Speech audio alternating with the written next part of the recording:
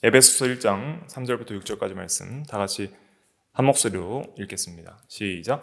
찬송하리로다 하나님 곧 우리 주 예수 그리스도의 아버지께서 그리스도 안에서 하늘에 속한 모든 신령한 복을 우리에게 주시되 곧 창세전에 그리스도 안에서 우리를 택하사 우리로 사랑 안에서 그 앞에 거룩하고 흠이 없게 하시려고 그 기쁘신 뜻대로 우리를 예정하사 예수 그리스도로 말미암아 자기의 아들들이 되게 하셨으니 이는 그가 사랑하시는 자 안에서 우리에게 거저 주시는 바 그의 은혜의 영광을 찬송하게 하려는 것이라. 아멘. 이 에베소 1장은 되도록이면 이렇게 외우실 수 있도록 하시면 참 좋겠습니다. 그래서 이러한 내용들은 우리가 항상 마음속에 새기고 기도할 때마다 묵상하고 우리가 이 기도할 때 항상 가장 먼저 해야 될 것은 하나님을 부르고 그 다음에 감사 기도를 먼저 드려야 되거든요. 그 감사의 핵심에는 항상 우리의 구원의 은혜에 대한 감사가 먼저 들어가야 됩니다. 일반적인 육신적인 건강과 부유함과 먹을 것을 주신 것도 감사해야 되지만은 먼저는 우리가 이 구원의 은혜에 대한 깊은 감격과 감사가 항상 우리 중심에 있어야 하는 것이죠. 그리고 이제 앞으로 돌아오는 주일이 추수 감사 주일이잖아요. 그것을 우리가 이제 준비하면서 우리 마음속에 항상 감사가 넘쳐야 되는데 찬송하리로다. 하나님 곧 우리 주 예수 그리스도의 아버지께서 그리스도 안에서 하늘에 속한 신령한 복을 우리에게 주시되 이 구원의 은혜와 복을 주시되 그 복의 핵심은 바로 하나님 자신을 주시는 거예요. 그리스도를 통해서. 하나님 자신을 어떻게 주세요? 사랑함으로 우리에게 주시는데 그리스도를 통해서 그리스도 안에서 우리를 사랑함으로 자신을 다 내어주시고 그래서 그 사랑이 우리를 선택하게 하시고 그 사랑이 우리를 대신하여서 이 그리스도를 내어주시고 그 사랑이 우리를 구원하게 하시는 구원의 놀라운 은혜들을 이제 에베소 1장에서 찬송하고 있는 특별히 1장 3절부터 6절은 이 성부께서 영원전부터 우리를 자신의 사랑의 대상자로 선택하사 우리를 자신의 자녀로 삼아주신 그 영원적 선택에 대한 이 찬양을 하면서 감사하고 그 은혜의 영광을 찬송하게 하려고 이러한 예정을 하셨다는 것을 우리로 하여금 깨닫게 하사 하나님을 깊이 사랑하고 하나님께 모든 영광을 돌리고 은혜에 감사할 수 있게 그렇게 하시려고 이런 귀한 예정에 대한 말씀을 우리에게 주신 것이죠. 그래서 우리가 사랑함은 그가 먼저 사랑하셨음이라 요한일서 4장에 그랬거든요. 그래서 우리가 예수 그리스도를 알고 예수님을 사랑하게 되면 비로소 우리가 하나님의 사랑을 알게 되는 거예요. 그런데 그 하나님의 사랑을 추적해 가다 보면은 우리가 아직 나지도 않은 때에 영원 전부터 성부께서 그리스도 안에서 우리를 사랑하셨다 하는 것을 깊이 깨닫고 감사하게 되는 것이죠. 그래서 이러한 요절들은 항상 기억하시면서 우리가 감사의 제목으로 삼고 이러한 감사가 우리에게 넘쳐야 됩니다.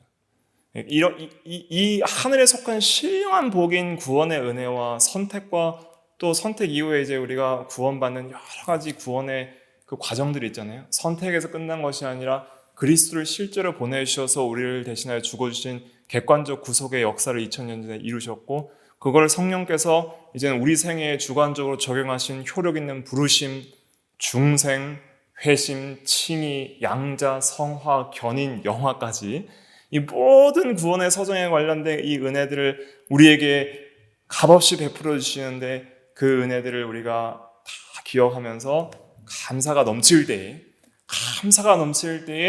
우리 삶에서 모든 시험과 죄를 이길 수 있고 현실 속에서의 환난을 이길 수 있고 또 실제적으로 거룩한 삶을 살아갈 수 있는 강력한 동력이 여기서 나오는 거예요.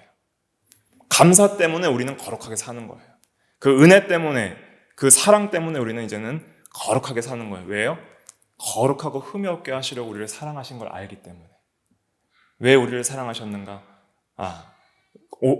기쁘신 뜻대로 아무런 이유 없이 하나님의 주권적인 뜻대로 사랑하시고, 그리고 우리를 구원하신 이유는 거룩하고 흠이 없게 하시려고 우리를 구원하신 그 놀라운 하나님의 이 구원의 목적과 또 사랑의 이유를 알게 되면서 우리가 이제는 거룩하고 흠이 없게 살기를 힘쓰는 것이죠. 네, 이렇게 거룩하고 흠이 없게 살아야 될 이유가 뭘까요? 이렇게 거룩하고 흠이 없게 살아야 될 이유는 뭐예요? 하나님을 더 사랑하기 위해서입니다. 거룩하고 흠이 없게 사는 게 우리의 공로가 되는 것이 아니라 하나님의 온전한 은혜로서 우리에게 이러한 것을 하나님이 열심히 우리를 이루시는데, 분명 우리는 거기에 대한 책임도 있어요. 말씀과 기도에 힘쓰고 믿음과 순종에 힘써야 되지만은, 네, 우리가 왜 더 거룩해지려고 애를 써야 될까요? 왜 우리가 더 하나님 앞에 더 거룩하고 흠이 없게 돼야 될까요? 하나님은 거룩하고 흠이 없으신 분이기 때문에. 그 앞에서 살아가려면 그 앞에서 거룩하고 흠이 없게 살아가는 것이 곧 하나님과 교제하는 방식이고 하나님을 사랑하는 방식이고 하나님을 더 풍성히 얻는 것인데, 하나님을 사랑하기 위해서는 우리는 거룩해져야 됩니다. 하나님을 더 깊이 만나기 위해서는 흠이 없어져야 됩니다. 하나님과 더 깊은 사귐 속에서 그 사랑이 풍성해지려면은, 하나님을 더 깊이 누리려면 우리는 그 앞에서 더 거룩하고 흠이 없이 살아가야 됩니다. 왜 우리가 하나님의 사랑을 모르고 왜 우리가 하나님과 함께하지 않는 것 같느냐? 그것은 그 앞에 거룩하고 흠이 없이 살아가는 이 일을 우리가 잘하지 못하기 때문이죠. 그래서 이러한 귀한 이 은혜의 자리, 하나님과 함께하는 임마누엘 하나님께서 내가 저희와 함께하노라 하는 그 임마누엘의 하나님께서 우리와 함께 계시는 그 놀라운 은혜가 우리에게 구원을 통해서 이루어졌는데, 이제는 하나님 앞에 더 하나님을 만나기 위해서, 사랑하기 위해서 우리는 그렇게 살아야 됩니다. 이러한 마음이 없으면 아무런 의미가 없는 거예요, 신앙생활이. 기도를 왜 합니까? 하나님을 더 깊이 사랑하고 그 앞에 거룩하고 흠이 없게 살아서, 하나님의 은혜로 그렇게 살아서 하나님을 더 깊이 만나려고. 우리가 왜 말씀을 읽고 순종하고 믿고 또 예배를 드리기 힘씁니까? 그 앞에 거룩하고 흠이 없게 살아서 정말 살아계신 그 하나님을 인격적으로 더 깊이 만나서 그 하나님 안에서 사랑의 교제를 하며 살려고. 그것이 천국 생활이고 우리가 영원한 완성되는 하나님 나라에서 이루어지기를 바라는 그 생활인데, 그 생활을 현재적으로도 우리가 더 해나가기 위해서 애를 써야 하는 것이죠. 그러니까 하나님을 사랑하지 않는 사람은 거룩하게 살고자 하는 마음이 없는 거예요. 하나님을 사랑하지 않는 사람은 그 앞에서 살아가고자 하는 마음도 없어요. 우리가 형식적인 신앙생활을 다 우리가 회개하고 정말 살아계신 하나님을 진심으로 만나기를 애를 써야 되는, 그러려면 또 우리가 말씀을 깊이 깨닫고 배우고 믿고 순종하려고 힘써야 되지만, 또 중요한 건 무엇이냐면 성령 안에서 기도하기를 간절히 힘써야 됩니다. 우리의 마음이 하나님의 사랑으로 녹아져야 돼요. 성령께서 우리에게 하시는 중요한 사역 중에 하나는 로마서 5장에 보면 하나님의 사랑을 우리 마음속에 부으신다 그랬어요. 그렇게 하나님께서 성령을 통해 우리 마음속에, 로마서 5장 5절에 보면 사랑을 우리에게 부으신다 그랬거든요. 성령으로 말미암아. 그래서 그렇게 부어질 때 우리가 하나님의 사랑을 깊이 깨닫고, 그리고 하나님을 깊이 사랑할 수 있는 그러한 마음을 가지고 실제로 사랑하게 되어가는 것이죠. 그런데 성령께서 그러한 사랑을 어떻게 깊이 깨닫게 하시냐면, 이러한 놀라운 그 그리스도를 통한 그 사랑뿐만 아니라 그리스도 안에서 성부께서 사랑하시는 창세전의 이 예정의 사랑들을 깊이 깨닫게 하셔서 그 안에서 우리가 정말 하나님을 사랑할 수 있고 또 하나님을 찬양할 수 있는 그러한 진실된 마음을 가지도록 하시는 것이죠.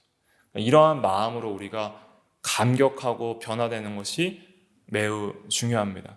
예정론을 배우면서 그냥 사변적 지식으로 끝나면 안 됩니다. 물론 우리가 이제 교리를 배우지만은, 교리를 배워서 잘못된 알미니안주의나 하이퍼 칼빈주의나 이런 것들을 우리가 배격해야 된다는 걸 배우잖아요. 근데 그런 논쟁들만 기억하고 이걸 왜 배우는지 중심을 잃어버리면 여기서 실제적으로 우리가 얻는 유익들을 다 놓쳐버리는 거예요. 그러니까 논리적으로 우리가 잘못된 교리들을 우리가 배격하고 정통 교리를 세워나가는 건 참 중요하죠. 그런데 우리가 이 교리를 계속 이렇게 공부하듯이 배우지만 그 교리를 통해서 결국은 우리가 목표하고자 하는 건 뭐예요? 삶을 위한 거예요. 바른 성도의 신앙생활, 그래서 삶을 위한 교리가 계속 되어야 된다고 사실은 이 개혁교회 교리 초반에 제가 몇 번 말씀을 드렸는데, 그러한 것들을 우리가 중심을 잃지 않고 그렇게 배워나가는 것이 참으로 중요하다 하는 것입니다. 그래서 교리를 배울 때마다 마음이 뜨거워져야 됩니다. 진리 안에서. 교리에서만 그치면 안 되고 그 성경 본문의 진리가 우리의 마음을 붙들어야 돼요. 그리고 그 말씀대로 우리가 믿고 기도하고 순종하려고 할 때 정말 그 실제로 살아계신 그 하나님의 놀라운 은혜와 사랑에 감격하고 그 앞에 거룩하고 흠이 없게 살아가려는 열매들이 맺혀야 하는 것이죠. 그러한 이게 삶이거든요. 삶이고 이 열매잖아요. 이러한 열매들이 맺히는 것이 중요한 거예요. 맺히는 것이. 그러니까 이 교리가 우리의 삶을 인격적으로 변화시켜 나가느냐 하는 것이 참으로 중요한 것입니다. 그러한 것을 우리가 깊이 생각하면서 하나하나 이제 교리를 배워 나가는 것입니다. 자, 그럼 오늘은 개혁교회 교리 34번, 이제 실론 28, 영원한 작정 6, 예정 두 번째 시간인데 오늘은 예정을 어떻게 하든지 좀 끝내보려고 합니다. 그래서 이제 복습을 먼저 해볼게요. 복습. 작정이란 무엇입니까? 이런 거는 이제 외우셔야 됩니다. 작정은 작정은 일어날 모든 일에 대한 일어날 모든 일을 미리 정하신 것. 그래서 앞으로 일어날 모든 일을 미리 정하신 것이 작정입니다.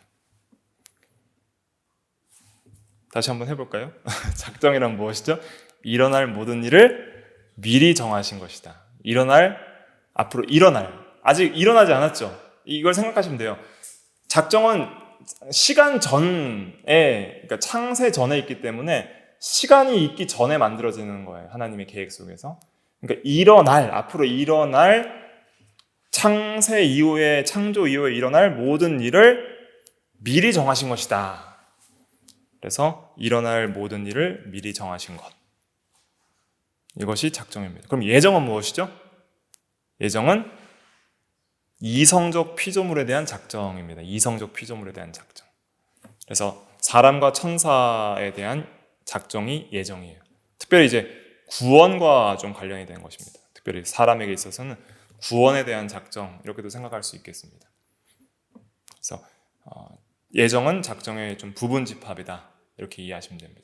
그래서 앞으로 이제 물어보면 이런 거는 다 답을 하셔야 됩니다.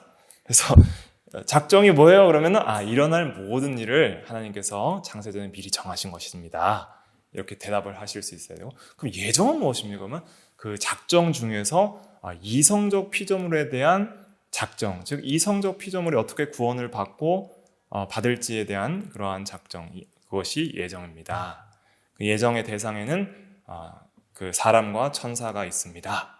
이렇게 이야기를 하실 수 있어야 됩니다. 그래서 이런 것들을 이제 계속 외우시면서 이제 교리들이 이제 정립이 되는 것입니다. 그래서 이 소리문답에 보면 이렇게 나와 있죠. 일어날 모든 일을 미리 정하신 것. 그대로 그냥 제가 복사해서 붙여놓은 거예요. 소리문답의 작정은 무엇인가? 일어날 모든 일을 미리 정하신 것. 그리고 또 대열이문답 12문답에 보면은 특히 천사들과 사람들에 관한 것들, 작정 중에 천사와 사람에 관한 작정이 뭐예요? 예정이다. 그래서 이것을 한꺼번에 천사와 사람은 이성적 피조물이다, 이렇게 이제 말을 할 수 있거든요. 그래서 그렇게 한꺼번에 묶어서 이성적 피조물에 대한 작정이 예정이다, 이렇게 정리를 하시면 되겠습니다. 자, 그러면 오늘 할 것은 이제 신앙고백서 제3장 6항부터 할 차례입니다. 한번 이제 읽어보도록 하겠습니다. 페이지 348페이지 348페이지 신앙고백집 348페이지 웨스트민스터 신앙고백서 제3장 6항입니다. 3장 6항. 구원의 수단들도 작정하심이 이제 제목이 되겠습니다. 6항을 의미를 생각하면서 같이 읽어보겠습니다. 시작. 하나님께서는 그 택하신 자들을 영광에 이르도록 정하신 것처럼 자신의 뜻에 영원하고 가장 자유로운 목적을 따라서 그 영광에 이르기 위한 모든 수단들도 미리 정하셨다. 그러므로 택함을 받은 사람들, 곧 아담 안에서 타락한 사람들이 그리스도에 의해 구속되며 적절한 때에 역사하시는 그의 성령으로 말미암아 그리스도를 믿도록 유효하게 부르심을 받으며 칭의되고 양자되며 성화되고 구원에 이르는 믿음을 통하여 그의 능력으로 보호를 받는다. 오직 택함을 받은 자 외에는 다른 아무도 그리스도에 의해 구속을 받지 못하고 유효하게 부르심을 받지 못하고 칭의와 양자와 성화와 구원을 얻지 못한다. 조금 생소한 수도 있는데 여기서 보면 다시 읽어보면 하나님께서 그 택하신 자들을 영광에 이르도록, 그러니까 이 영광에 이르도록이라는 것은 결국 구원 완성을 가리키는 거예요. 그러니까 영화의 상태. 그래서 결국 안전하게 구원하도록, 그래서 영화의 상태에 이르도록. 그러니까 영화의 상태는 우리의 영혼은 육체의 죽음을 통해 영화되는 거예요. 완전히 죄를 벗어나서. 그리고 우리 육체까지 영화되는 것은 부활 때, 예수님 재림 때 이루어지는 겁니다. 그래서 완전한 구원이 완성에 이르도록, 그래서 하나님 앞에 거룩하고 흠이 없는 그 상태가 완전하게 이루어지도록, 구원이 완성되도록 그렇게 창세전에 선택했다는 거예요. 그러니까 선택했다는 것은 뭐예요? 반드시 구원받고 구원이 완성될 거라는 그러한 하나님의 작정이에요. 여호와 열심히 그걸 이루실 거예요. 그래서 하나님이 선택한 자는 반드시 구원받고 구원이 완성됩니다. 그렇게 구원이 완성이 되도록 정하셨어요. 창세전에. 그것처럼 자기의 뜻에 영원하고 가장 자유로운 목적에 따라서 그 영광에 이르기 위한, 즉 완전히 구원 완성의 영화의 상태에 이르기 위해서 그냥 자동적으로 선택받은 자가 그냥 운명론적으로 기계적으로 자동적으로 선택받은 사람들이 아무것도 안 하고 그냥 가만히 있는데 그냥 태어나자마자 그냥 구원 끝 이렇게 되는 게 아니라는 거예요. 우리가 구원의 완성에 이르기까지 여러 가지 구원의 서정들이 있고 구원의 그 과정들, 순서들이 있고, 그리고 그것을 이제 여기서는 수단이라고 표현을 한 겁니다. 수단들도 미리 정하셨다. 그러니까 구원의 수단들을 작정을 하셨다는 거예요. 그러니까 반드시 구원받기 위해서는 누가 오셔야 돼요? 예수 그리스도가 이 땅에 오셔야 되는 거예요. 예수 그리스도가 이 땅에 오셔서 십자가에 죽으시고 부활하셔야 되는 거예요. 그리고 반드시 구원받기 위해서는 복음을 믿어야 되는 거예요. 복음을 믿기 위해서는 복음을 전하는 전도자가 있어야 돼요. 복음을 선포하는 설교자가 있어야 되고, 설교자를 통해서 복음을 믿어야 되고, 믿기 전에 믿으려면 이미 성령께서 효력 있는 부르심을 부르셔서 중생시켜 주셔야 되고, 영원히 살아야 믿죠. 살아야지 믿고, 믿으니까 칭이 되고 양자되고 성화되고, 그 다음에 구원에 이르는 믿음을 통하여 그의 능력으로 끝까지 보호심을 받아서 절대 구원을 잃지 않는 견인. 견인의 은이라거든요. 견인이라는 것은 이제 이는 참을 인자입니다. 그래서 끝까지 성도들이 믿음을 포기하지 않고 인내하게 하신다는 거예요. 성도가 견인차가 끌고 간다 그런 개념이 아닙니다. 견인은 하나님이 견인차처럼 해서 끌고 간다는 것이 아니라 성도 안에 끝까지 그 믿음을 계속 공급해 주셔서 하나님께서 끝까지 믿음을 포기하지 않고 이 세상에서 시험 가운데 인내해서, 죄악 가운데 인내해서 믿음을 버리지 않고 끝까지 구원을 포기하지 않는 그러한 은혜들을 가리키는 것이죠. 하나님의 보호를 통해서 견인받아서 영화에 이르게 된다는 것이죠. 그러니까 우리의 구원은 참으로 하나님의 놀라운 여러 가지 은혜들과 또 구원에 이르는 수단들을 통해서 이 구원에 이러한 순서들이 있습니다. 순서. 그걸 서정이라고도 하고 이 순서라고도 하는데, 그러한 것들을 다 하나님께서 수단들로 정하셔서 그렇게 이제 구원을 이루어 나가시는 거예요. 그런데 이러한 구원의 수단들을 오직 누구만 받을 수 있어요? 그 택함을 받은 자 외에는 구원받지 못합니다. 이러한 수단들을 통해서. 그것이 이제 6항에서 증거하고 있는 것입니다. 조금 이제 이걸 왜 이제 교리로 집어넣는가, 이거 좀 이해를 하셔야 됩니다. 그래서 그 알미니안 주의자들은 이제 이거를 제가 좀 정리를 할게요. 먼저 이제 이렇게만 보시면은 좀 헷갈리시니까 이걸 한 번에 이제 표로 한 줄로 정리를 해볼게요. 이 신앙고백서에서는 예정과 또 부르심, 칭의, 영화, 또 견인까지 이제 말을 하고 있는데, 여기서 좀 빠진 게 있어요. 빠진 게 뭐냐면 중생, 또 회심, 좀 이런 거는 이제 양자되고 이런 거는 좀 빠져 있죠. 양자가 들어있네요. 양자는 들어있고. 아무튼 구원의 서정을 제가 이제 교리적으로 전체를 정리하면 이렇습니다. 그거 한번 읽어볼까요? 예정부터 영화까지. 시작. 예정, 부르심, 중생, 회심, 칭의, 양자, 성화, 견인, 영화. 이건 다 외우셔야 됩니다. 그 순서는 툭 치면 나오도록 외우셔야 돼요. 그래서 처음에는 창세전에 하나님께서 예정하셨어요. 그 다음에 예정 다음에 사실은 또 뭐가 나와야 되냐면 그 객관적인 예수 그리스도의 구속이 나오죠. 구속. 예수 그리스도의 구속이 있어야 되고, 이 구속을 근거로 해서 예정 다음에 그리스도의 구속이 있고, 구속을 근거로 해서 이거 이제 복음이죠. 이게 복음인데, 이 복음의 말씀으로 이제 전도하는 일들이 있죠. 그 전도하는 일 중에서 그 전도를 뭐라고 그러냐면, 전도나 설교를 외적 부르심이라고 합니다. 외적 부르심. 그거는 택한 자나 택함을 받지 못한 자나 우리 알 수 없기 때문에 모든 사람을 대상으로 외적 부르심을 하는 거예요. 예수 그리스도를 믿으라. 그리하면 너와 내 집이 구원을 받으리라. 그래서 예수 그리스도를 믿으라고 부르는 거예요. 믿어서 예수 그리스도께로 와라. 그리스도를 영접하라. 그리스도께로 돌아오라. 계속 부르는 거예요. 근데 그 부르는 대상들 중에서 누구는 믿고 누구는 안 믿는 것이죠. 누가 믿게 되냐면 택자만 거기에 대해서 반응하게 되는 거예요. 그래서 그거를 성령께서 이제 택자들에게 효력 있는 부르심으로 부르시는 것을 내적 부르심이라고 합니다. 그래서 선택받은 자에게는 성령께서 저항할 수 없는 은혜로 반드시 믿도록 부르시는 거예요. 예수를 믿으라!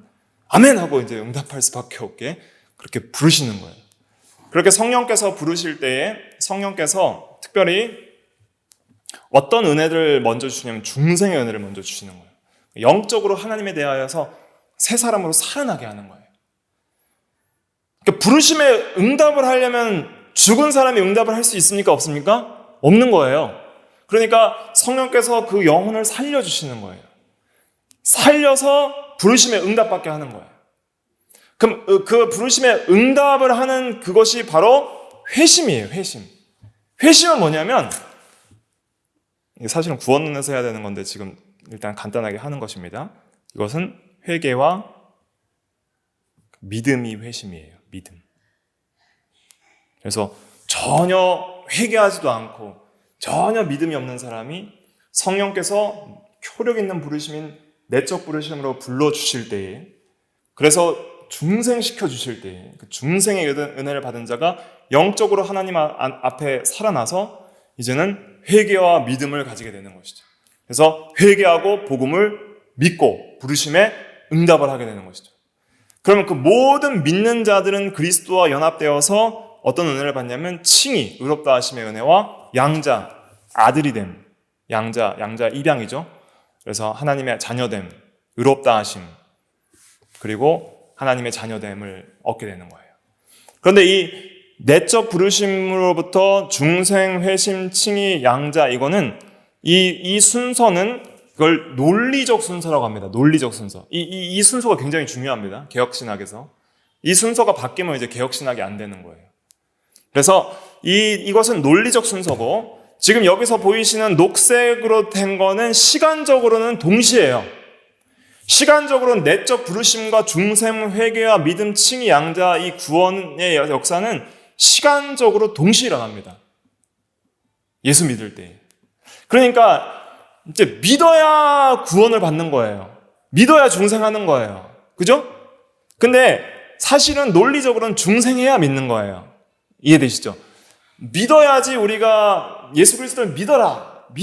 그래야면 구원을 받으리라 하는데, 그래서 그러한 복음이 선포될 때에 우리가 인간 입장에서 내가 믿는 것 같지만은, 그러나 하나님의 그 구원을 이루시는 하나님의 주권적 측면에서는 하나님이 먼저 불러주시고 중생시켜 주시니까 믿게 되는 거예요. 그러니까 이거는 이제 하나님께서 우리에게 구원을 이루시는 구원의 논리적인 순서다. 하지만 우리가 복음을 전할 때는 믿으라고 하는 거예요. 믿으라. 그리하면 너와 내 집이 구원을 받으리. 예수를 믿으라. 그리하면 살리라.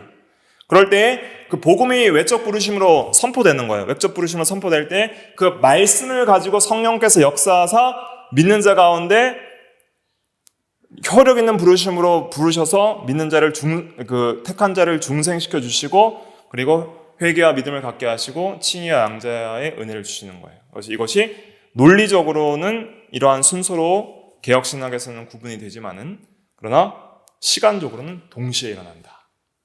여기서는 동시에 일어나고, 그 다음에 이제 칭의 이후에, 양자 이후에 성화는 시간 속에서 이제는 오랜 시간을 가지고 죽을 때까지 지속이 되는 겁니다. 시간 속에서 이제는 구원받은 이후에는 성화를 죽을 때까지, 육체의 삶이 끝날 때까지 계속 이루어나가야 되는 거예요. 구원을 이루어나가라. 그래서 성경에서는 구원을 받았다라는 그러한 단회적인 그러한 구원을 말하기도 하죠. 그것이 이제는 부르심으로부터 양자까지의 그런 당회죠. 특히 중생과 칭의의 은혜를 말할 때 구원을 받았다 이렇게 말을 하고, 구원을 힘써 이루라 할 때는 이 성화의 면을 말하는 거예요. 그래서 구원을 이루어 나가는 면, 그리고 그 구원을 끝까지 잃지 않고 끝까지 인내하는 면, 이 견인이죠. 그래서 결국은 우리가 영화에 이르게 되는 것입니다. 그래서 영혼은 죽을 때 영화되고 또 육체는 부활 때의 영화가 되는 것입니다. 그래서 여기서 이제 강조하고자 하는 것은 무엇이냐면, 하나님께서 영화를 위해서 뭘 하셨어요? 예정을 하셨죠. 영화를 이루기 위해서 예정을 하셨는데, 예정하신 자를 그냥 껑충 띄워서 아무런 구원의 수단도 없이, 이 중간 과정 아무것도 없이, 그리스도의 구속, 복음, 부르심, 중생, 회심, 칭의, 양자, 성화, 견인 없이 갑자기 영화를 시키는 것이 아니라, 이 중간에 이 구원의 수단들이라고 할 수 있는 구원의 서정에 관련된 것들을 다 하나님께서 사용하셔서 우리가 영화에 이르도록 하신다는 거예요. 그러니까 여기서 이 수단들을 작정하셨다는 것을 통해서 우리는 뭘 알 수 있냐면, 우리 인간에게도 뭐가 있다는 걸 알 수 있어요? 책임이 있다는 걸 알 수 있는 책임. 하나님의 예정은 하나님의 절대 주권을 높이는 거예요. 하나님의 예정은 구원은 하나님께 있다는 걸 높이는 거예요. 구원은 하나님이 이루신다. 하나님의 절대 주권, 하나님께 구원이 달려있다는 것을 우리는 예정을 통해서 알 수 있는 것이고, 예정했다는 것은 반드시 뭐가 이루어질 거라는 거예요? 영화가 이루어질 거라는 거예요. 영화가. 구원이 완성이 될 거라는 거예요. 그런데 중요한 건 무엇이냐면은, 우리 인간은 그냥 수동적으로 자동 구원이 이루어지는 게 아니라 우리 인간에게 하나님께서 책임을 주시는 거예요. 구원을 이루는 수단들을 정했고 그 수단들을 우리가 사용해야 될 책임이 우리에게 있는 거예요. 그러니까 반드시 복음 전도자를 통해서 복음을 들어야 하고, 복음 전도자는 복음을 전해야 될 책임이 있고, 그리고 듣는 자는 믿고 회개해야 될 책임이 있는 거예요. 택하심을 받지 못한 자들이 구원을 받지 못하는 이유는 무엇입니까? 자기가 안 믿고 회개하지 않았기 때문입니다. 그러나 우리가 믿게 된 것은 우리 인간에게도 100% 책임이 있는 거예요. 하나님의 절대 주권도 100% 있지만은 우리 인간에게도 100% 책임이 있는 거예요. 그래서 우리가 회개하고 믿고, 그 다음에 성화의 과정, 이 성화의 과정을 부단히 이루어 나가야 되는 것이죠. 그 앞에 거룩하고 흠없게 살기를 힘써야 되는 것이죠. 그것을 위해서 우리에게 말씀과 기도라는 은혜의 외적 수단을 주셨죠. 이걸 이제 외우셔야 됩니다. 이게 이제 은혜의 외적 수단이죠. 제가 귀가 닳도록 말씀을 드렸으니까 이제 다 외우시죠? 그 다음에 이게 외적 수단이라면 은혜의 내적 수단이 있죠? 내적 수단은 뭐예요? 믿음입니다. 믿음. 그리고 순종도 내적 수단이라고 할 수가 있어요. 순종하는 것. 순종하려고 하는 것. 행함이 있는 믿음을 강조하기 위해서 순종도 넣는 거예요. 그렇게 살고자 하는 의지적으로 행하려고 하는 믿음까지 가는 게 순종으로 이제 표현을 한 것이죠. 말씀, 기도, 믿음, 순종 이거를 이제 마음속에 깊이 새기십시오. 말씀, 기도, 믿음, 순종 이러한 인간의 책임들이 우리에게 주어지는 거예요. 이걸 통해서 구원이 이루어지는 거예요. 말씀이 선포될 때 내적 부르심으로 불러주시고 중생과 회심, 믿음, 칭의, 양자, 성화, 견해 이런 것들이 말씀, 기도, 믿음, 순종으로 이루어지는 거예요. 말씀, 기도, 믿음, 순종은 우리의 책임이에요. 그걸 통해서 부르심으로부터 견인까지가 이루어지는 거예요. 이게 왜 은혜의 외적 수단이고 외적 수단인가? 하나님께서 우리에게 말씀을 주십니다. 그 말씀을 통해서 실제로 하나님이 우리에게 놀라운 구원의 은혜들을 주시는 거예요. 말씀을 모르면 구원의 은혜를 받을 수가 없어요. 그리스도도 알 수 없고 우리가 어떻게 구원을 받는지, 믿는 것이 무엇인지, 구원이 무엇인지, 하나님이 누구인지, 죄가 무엇인지, 천국이 무엇인지 모르는 거예요. 말씀을 통해서 구원의 은혜들을 알고 실제적으로 누리도록 하시는 것이죠. 말씀만 들어서는 되는 것이 아니라 우리가 참으로 신앙으로서 성령 안에서 기도함으로써 말씀을 의지하는 진리 안에서의 기도를 통해서 실제로 구원이 또 이루어지는 거예요. 자, 우리가 예수를 믿을 때 어떻게 믿습니까? 기도하는 것이죠. 하나님 회개합니다. 회개를 어떻게 해요? 기도로 회개하는 것이죠. 하나님 이 죄인을 용서해 주시옵소서. 주여 나는 죄인으로서이다. 회개하는 것이죠. 기도로. 그리고 믿을 때도 어떻게 믿습니까? 그냥 하늘에 대고 그냥 허공에 그냥 맹목적으로 믿습니다 하는 것이 아니죠. 간절한 기도로 주여 내가 믿나이다. 기도로서 나의 마음을 하나님께 아뢰고 우리의 믿음을 하나님께 아뢰는 것이죠. 그래서 마음으로 믿어 의에 이르고 입으로 시인하여 구원에 이른다 그랬죠. 그래서 우리가 마음으로 믿는 믿음을 입으로 시인하면서 기도로서 그렇게 우리의 믿음을 표현을 하는 것이죠. 그러니까 말씀과 기도는 우리가 은혜를 받는 외적인 수단으로서 우리에게 적용이 되는데 그 외적 수단을 우리에게 적용할 때에 반드시 성령이 함께 하시고 반드시 성령이 함께 해야 됩니다. 반드시 성령 안에서 해야 돼요. 성령이 함께 하시고 성령 안에서 믿음과 순종을 통해 말씀과 기도를 활용을 해야 되는 거예요. 그러니까 믿음과 순종으로 말씀을 믿고 순종하고 그다음에 믿음과 순종하고자 하는 마음으로 또 기도하고 그렇게 할 때에 실제적으로 하나님의 놀라운 구원의 은혜가 우리에게 적용이 되는 겁니다. 이렇게만 말씀드리면 좀 이해하기가 조금 어려우실 수 있으니까 실제적으로 우리가 이 성경의 역사를 통해서 좀 설명을 드리면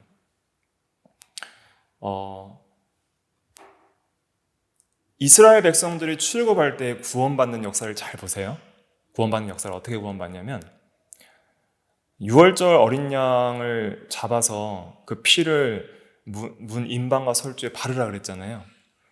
그래서 그러면 너희가 구원을 얻으리라. 여호와의 그 죽음의 천사가 너희를 유월하리라, 넘어가리라. 그렇게 말씀해 주시잖아요. 그러니까 하나님의 진노를 피하리라는 거예요. 그 피를 믿는 믿음이. 그래서 그 말씀이 떨어지니까 그걸 그대로 믿어요. 근데 믿기만 해요. 근데 믿는 자에게 반드시 행함이 있는 믿음이 있어야죠. 뭘 해야 돼요? 순종해야 되는 거예요. 순종한 사람은 어떤 사람이었어요? 실제로 그걸 바른 사람이 순종한 사람이에요. 바른 사람이. 그 바른 사람이 이스라엘 백성만 발랐으니까 애굽 사람들 중에서도 두려워하는 사람 발랐다 그랬어요. 그 사람들은 구원을 받았어요. 죽음의 천사가 넘어갔어요. 하나님의 진노를 피하게 됐어요. 그러니까 그 말씀이 떨어졌을 때에 진짜 믿는 사람은 그냥 믿습니다. 근데 될까 안 될까 하고 순종 안 하는 사람이 진짜 그것이 진리임을 믿고 그렇게 순종하는 거예요. 그래서 문 임방과 설주에 어린 양의 피를 발랐어요. 그랬더니 그 사람이 어떤 은혜를 얻었어요? 구원의 은혜를 얻었던 거예요. 그러면 그 구원받은 게 내가 이거 받았더니 구원받았다 이렇게 말할 수 있습니까? 야, 하나님께서 너를 어떻게 구원하셨는가? 내가 이거 바르는 거 잘 발라서 구원받았어. 이렇게 말할 수 있어요? 이거 페인트 칠하듯이 이거 피 잘 바르니까 야, 이거 피 하나 잘 바르면 다 구원받을 수 있어. 그게 아니죠. 구원은 누가 하신 거예요? 하나님이 하신 거예요. 하나님이 하셨는데 믿는 자가 그 은혜의 외적 수단을 그대로 믿고 순종한 것뿐이에요. 수단이에요. 그 순종한 수단을 통해서 구원은 하나님이 하신 거예요. 구원은 절대 하나님의 주권적인 사역이에요. 근데 그 구원을 받는 데 있어서 내가 이거 잘 발랐더니 이게 내 공로라서 구원한 거야. 그렇게 말할 수 있습니까?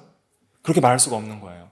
이거는 하나님께서 우리에게 주신 말씀이고 그 은혜의 수단이기 때문에 이걸 수단이라고 표현하는 것은 무엇이냐면 이거는 공로가 아니라는 뜻입니다. 공로가 아니라는 거예요. 그러니까 말씀을 내가 믿고 순종하는 것이 내 공로가 될 수가 없어요. 말씀을 주셨는데 그걸 내가 믿고 순종하는 것은 은혜의 내적 수단으로서 하나님께서 우리에게 주어 주시는 거예요. 그런데 하나님이 100% 우리에게 믿음과 순종을 주시는데 또 100% 나에게도 책임이 있어요. 내가 믿고 내가 순종하는 건데 이게 신비예요. 이게 신비예요. 하나님께서 우리에게 믿음을 선물로 주시는데 동시에 또 내가 믿는 거예요. 내가 믿는데 나의 그 믿음과 순종이 구원을 얻는 공로가 될 수는 없다는 거예요. 내가 이거 잘 칠했다고 구원받는 게 아니에요. 내가 이렇게 하는 것을 통해서 하나님께서 그것을 수단 혹은 도구, 수단을 도구라고도 할 수 있고 어떤 방법, 방편이라고도 말할 수 있는데 그걸 활용하셔서 하나님이 구원을 실제적으로 주시는 거예요. 그러니까 내가 예수 믿었더니 예수 믿는 그 믿음이 공로가 돼서 내가 구원받은 거야 말할 수 없는 거예요. 무슨 말 이해되시죠? 내가 하나님 말씀을 순종했더니 내가 의롭게 됐어 이렇게 말할 수도 없는 거예요. 그러니까 물론 그렇게도 말할 수는 있습니다. 이걸 헷갈리시면 안 돼요. 내가 진짜 믿고 순종하면 내가 구원받고 의롭게 되는 면, 그러니까 인간의 100% 책임도 있어요. 그러나 그것을 우리가 말하기 전에 먼저는 하나님의 은혜와 하나님의 절대 주권을 먼저 인정하고 그리고 나에게도 100% 책임이 있다는 것을 둘 다 인정해야 되는 거예요. 하나님 주권 100% 인정, 그것이 우선이고 그 다음에 인간의 책임 100% 인정이에요. 그래서 이 출애굽 사건을 한번 기억하셔도 되고 그 다음에 또 우리가 또 중요하게 생각할 것이 무엇이냐면은 요단강을 건너는 사건이에요. 이스라엘 백성들이 요단강을 건널 때 어떻게 건넜습니까? 먼저 발을 내디드라 그랬죠. 강물로. 그러니까 홍해를 가를 때는 모세가 이 지팡이를 가리켜서 그냥 하나님이 갈라지게 하시고 갈라진 그 바다를 이스라엘 백성이 갔어요. 그런데 요단강을 건널 때는 순종하라는 거예요. 그 차이는 무엇이냐면 홍해를 가르는 것은 이 전적인 은혜로 구원을 받는 이 중생의 은혜를 가리킨다면은 이 요단강을 밟는 것은 이제는 성화를 일어나는 데 있어서 내가 새 마음을 가지고 순종하는 그 면을 가리키는 거거든요. 그래서 실제로 이스라엘 백성들이 그 물에 빠져서 죽을 수도 있는 범람한 그 물을 그냥 밟고 들어갈 때에 갈라지는 거예요. 그래서 우리도 이 세상을 살아가면서 우리가 하나님의 말씀을 믿고 순종하면 이와 같은 거예요. 내가 믿고 내가 순종할 때에 죄를 이기고 마귀를 이기고 또 사망을 이기고 그리고 내가 실제로 거룩해지는 거예요. 내가 믿고 순종하니까 그 앞에 거룩하고 흠이 없는 삶을 살게 되는 거예요. 근데 그 순종이 내 공로가 될 수는 없는 거예요. 물론 하나님께서 그 순종한 것을 우리의 공로로 우리의 선행으로 인정해 주시고 우리에게 상급을 주시고 물론 내가 순종한 거는 100% 내가 순종한 것이 맞아요. 이걸 헷갈리시면 안 됩니다. 100% 둘 다를 인정하기 위해서 지금 계속 이걸 반복해드리는 거예요. 근데 내가 순종한 것도 맞고 하나님께서 나에게 착하고 충성된 종이라고 인정해 주시는 것도 맞아요. 근데 먼저는 누가 그렇게 해주신 거예요? 하나님이 그렇게 해주신 거예요. 그러니까 잘 보세요. 이스라엘 백성들이 요단강을 밟았어요. 믿고 순종했죠. 그랬더니 요단강물이 갈라졌어요. 그럼 이제 사람들이 물어봤어요. 어떻게 요단강물 갈랐어? 어떻게 요단강물 갈랐어? 아, 내가 발로 밟았더니 내 발이 갈랐어. 이렇게 말할 수는 없다는 거예요. 무슨 말 이해되시죠? 내가 발로 밟았더니 갈라졌어. 이렇게 말할 수 있는 거예요. 뭐라고 말해야 돼요? 하나님이 은혜로 가르게 하셨어. 이렇게 말하는 거예요. 그러니까 밟은 건 내가 밟은 거예요. 근데 하나님이 은혜로 갈라지게 한 거예요. 그것처럼 우리의 구원을 이루어간 것도 이거예요. 이걸 헷갈리시면 안 되는 거예요. 내가 하나님의 말씀을 그대로 믿었어. 그리고 그 말씀은 변없는 진리라는 걸 믿고 절대 타협하지 않고 내가 순종했어. 그랬더니 하나님이 나를 거룩하게 하셨어. 하나님이 나가 죄를 이기게 하셨어. 하나님이 악한 영의 세력들을 물리치게 하셨어. 하나님이 시험을 이기도록 힘을 주셨어. 또 하나님께서 나에게 놀라운 은혜를 주셨어. 어떻게 그런 은혜를 받았습니까? 내 믿음과 순종이 그렇게 했어. 너희들도 믿고 순종해야 돼. 내 믿음과 순종이 공동, 이렇게 말할 수 없는 거예요. 이해되시죠? 그러니까 내 믿음과 순종이 모든 것을 하게 한다 라고만 얘기하면 그거는 굉장히 인본주의적인 그러한 신앙으로 가게 되는 거예요. 근데 물론 내가 믿고 내가 순종한 건 맞아요. 하나님께서 그걸 인정하시고 우리를 기계적으로 믿게 하신 것이 아니라 작정을 배우면서 우리는 뭘 배워요? 하나님께서 우리의 의지를 침해하시지 않고 우리에게 자유롭게 선택하실 수 있는 그러한 자유를 부여하신다 그랬죠. 그래서 내가 정말 이 믿음과 순종을 가질 때도 정말 자원하는 마음으로 내가 원해서 사랑해서 정말 확실하게 믿었기 때문에 그렇게 믿고 순종했어요. 그런데 그러한 순종을 내가 100% 했지만 내가 100% 하고 보니까 그러한 믿음을 에베소 2장 8절 말씀처럼 누가 주신 거예요? 보니까 하나님이 주신 거더라. 그래서 내가 믿고 순종했어. 하지만 이 믿음도 하나님께서 주셨고 그리고 믿고 순종했더니 그 놀라운 성화의 은혜와 구원을 이루어가는 은혜도 하나님이 전적으로 나에게 주셨다. 오직 하나님의 은혜다. 이렇게 고백할 수 있는 거예요. 그러니까 사도 바울이 고린도전서 15장 10절에 말한 것처럼 나의 나된 것은 하나님의 은혜로다. 내가 모든 사도들보다 더 많이 수고하였지만 그것은 내가 한 것이 아니요. 이렇게 말하잖아요. 내가 한 것이 아니요. 오직 나와 함께 하신 하나님의 은혜로 된 것이니라. 이렇게 말하잖아요. 그게 이거예요. 내가 모든 사도들보다 더 많이 수고했어. 내가 했어. 내가 한 거 100% 맞아. 내가 믿고 순종한 거야. 그러나 그것은 내가 한 것이 아니야. 이렇게 표현하잖아요. 내가 한 것이 아니라 오직 나와 함께 하신 하나님의 은혜로 한 것이야. 이렇게 말하는 거예요. 그러니까 이걸 둘 다 말할 수 있어야 되는 거예요. 내가 한 겁니다. 우리가 예수를 믿을 때 여러분들이 믿으신 거고 저가 믿은 거예요. 내가 말씀을 순종할 때도 내가 믿고 여러분들이 믿으신 겁니다. 그러나 내가 믿고 내가 순종했던 역사가 일어났어요. 구원의 은혜가 주어졌어요. 중생과 칭의 역사가 일어났고 하나님을 알게 되었고 거룩한 성화의 삶을 살며 죄를 이길 수 있는 놀라운 은혜가 우리에게 주어졌습니다. 근데 하고 보니까 내가 한 게 아니라 하나님의 은혜였던 거예요. 무슨 말이 되시죠? 하고 보니까 내가 한 것도 100% 맞는데 하고 보니까 은혜 때문에 하게 된 거다. 그러니까 진짜 한 사람들은 고백하는 거야. 이것은 내가 한 것이 아니요 나와 함께 하신 하나님의 은혜로 된 것이니라. 그러면서 그의 은혜의 영광을 찬양하게 되는 거예요. 오늘 다 해야 되는데 시간이 늦어버렸어요. 그래서 미리 정하신 그들을 또한 부르시고 부르신 그들을 또한 의롭다 하시고 의롭다 하신 그들을 또 영화롭게 하시는데 정하신 걸로 끝나는 게 아니라 부르시는 그러한 부르심, 의롭다 하시는 칭의, 또 영화롭게 하시는 영화 이런 과정에 있어서 이런 구원의 수단들을 다 정해 놓으시는 거예요. 그들의 수단들을 활용해서 그렇게 이루어 나가시는데 100% 인간에게 책임도 주어주시면은 인간이 책임을 다 하다 보면 이 은혜의 외적 수단을 내적 수단을 통해서 이 은혜의 외적 수단을 은혜의 내적 수단의 믿음과 순종을 통해서 쓰는 거예요. 그 방법들을 쓰는 거예요. 믿음과 순종을 통해서 내가 말씀과 기도라는 외적 수단을 믿음과 순종으로 쓰는 거예요. 그렇게 쓰는 것을 통해서 하나님의 은혜를 주셔요. 근데 내가 써서 보니, 믿음과 순종을 해보니 이것은 하나님의 은혜더라라는 것을 진짜 순종한 사람은 깨닫게 되는 거예요. 제가 이 설명을 왜 드리냐면 이게 알미니안주의와 하이퍼 칼빈주의와는 다른 진짜 개혁파 신앙이 이거기 때문이에요. 알미니안주의자들은 내가 믿고 내가 순종하고 내가 끝까지 견인했기 때문에, 내가 했기 때문에 하나님이 예정했다고 하는 거예요.